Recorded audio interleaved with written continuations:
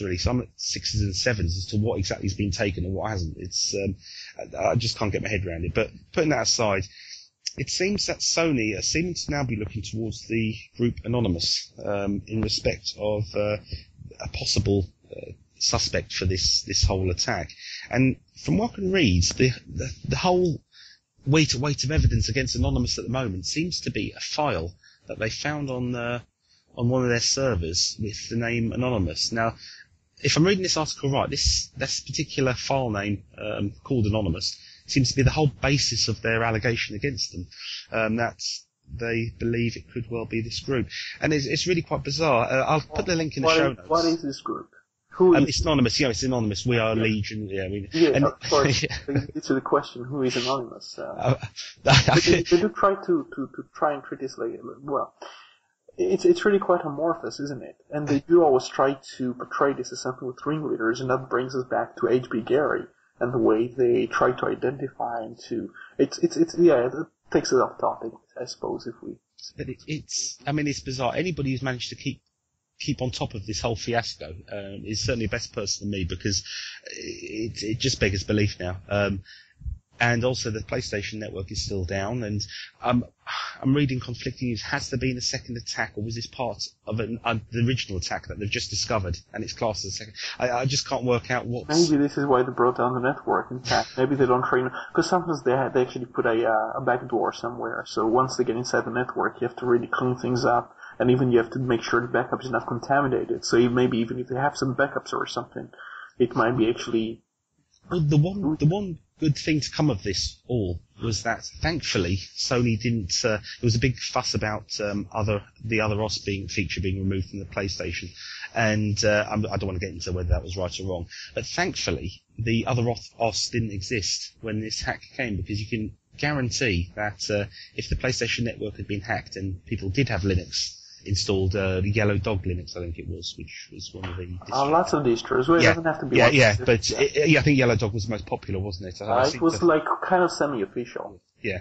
I think Linux would have got the blame by a certain few for it being for the PlayStation Network being hacked. So thankfully that wasn't in existence when the PlayStation Network came down. But yeah, like I say, that's really a bit of no news there for you. We haven't still got a date on when. Well, I'm not sure that would have even worked, because I think the back end of the PlayStation Network is actually at fault here. Oh yeah, things like credit card, it has nothing to do with. Oh no, yeah, but you've got the word Linux and you have PlayStation Network down, and there's quite a few dubious individuals who would put those two. I think the journalists get some angry if they decide. It's certainly a FUD opportunity. Definitely a FUD opportunity there. Anyway, so that's a bit of no news. There's still no date as to when it's going back online. There was a bit of an ambiguous comment a day ago, I believe, on the PlayStation EU Twitter account, and it's a basic statement. There's no specific date. So moving on from gaming, because we have more important topics to talk about. Roy, have you got another topic? I think just one more. We probably should give more time to the interview. But the couple of things I wanted to mention was, first of all, the BlackBerry and Microsoft. Did you hear the news, or can you actually say something about that? Well, I'll leave you to go over it, because I've only had a fleeting. So basically, as far as I can tell, Steve Ballmer came to the stage at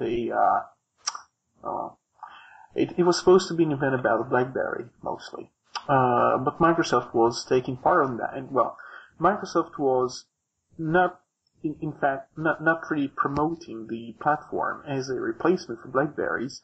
But what they did is they started by introducing their search and all kinds of other products as something to bundle into the BlackBerry platform and range of products.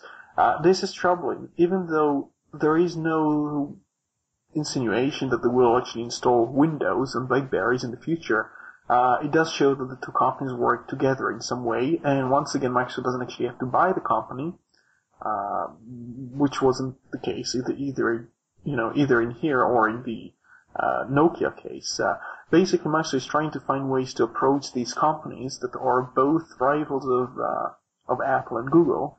They try to persuade them to align with Microsoft in some sort of an axis of whatever resistance to Unix and Linux. In this case, what they try to do with, as far as I can tell, is they try to increase the number of partners with existing market share, notably Nokia. And they try, that's their strategy, to just basically wipe out everything out of the market where possible, and trying to, at the same time, sue Android from many directions, even using trolls, to the point where it's going to be more expensive for you to buy an Android phone or to pre-install an Android platform than to use Windows on your phone. And this strategy could be pretty effective unless people start to talk about this and issue software patents and start to actually help out Google, which I think Rocco should do, but Rocco is apparently retiring later, and I don't really know if there is some succession planned yet.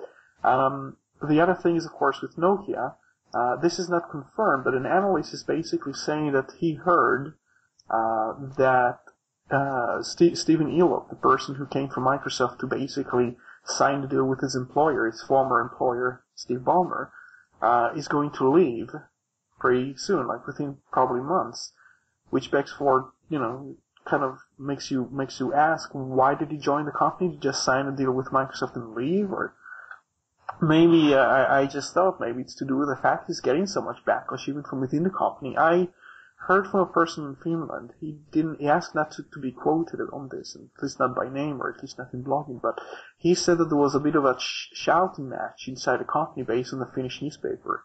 So even inside Nokia, it's apparently quite a mess in the management. They're really not happy with the Microsoft deal, and there is a bit of a fight there over control of the company. One of the senior one of the senior managers in Nokia was quoted as saying that this is not a deal with Microsoft, this is a takeover. Of course, Microsoft just had to pay a couple of billions or whatever to get the deal done, which they basically had signed officially about 2 weeks ago. And they basically bought Nokia, in some sense. They bought Nokia's loyalty for just a couple of billions, instead of Nokia working on MeeGo and working on Linux and everything else. One source says that in fact Nokia was firing or kind of laying off, to use a better word, is laying quite a few of the Linux developers who had been some of the biggest contributors to the Linux kernel. If you look at the list of contributions, Nokia became one of the top contributors. I think something like 4th and 5th, below companies like Intel and IBM and Google, no, not Google, Red Hat, and I think they even went past Novell in terms of contribution to the kernel.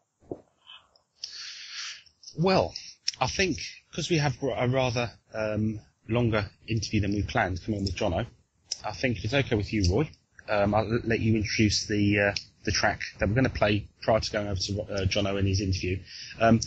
It's incredible chatting to Jono, and he had a lot of interesting things to say, so I hope you will stay with us and listen to that. Roy, if you want to let us know what you're going to be, what track's going to be playing for the middle section of the show. Right, this is Creative Commons licensed. You're going to hear us talking about the license actually at the end of the interview with Jono. This track is from somebody called April Smith and the Great Picture Show, and the song is called Colors.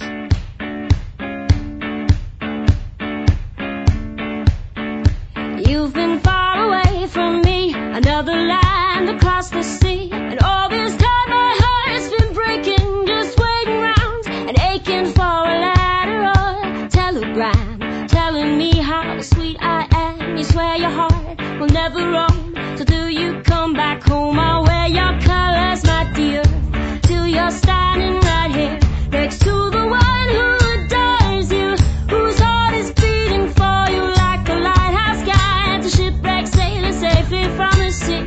I'll wear your colors till you come back home to me. I'm hoping you return the glow, I'm just making sure you know that no matter how, no matter what, you come back to me again. You realize this love is strong, as it has been all along. For miles and miles can't come between the kind of love we've seen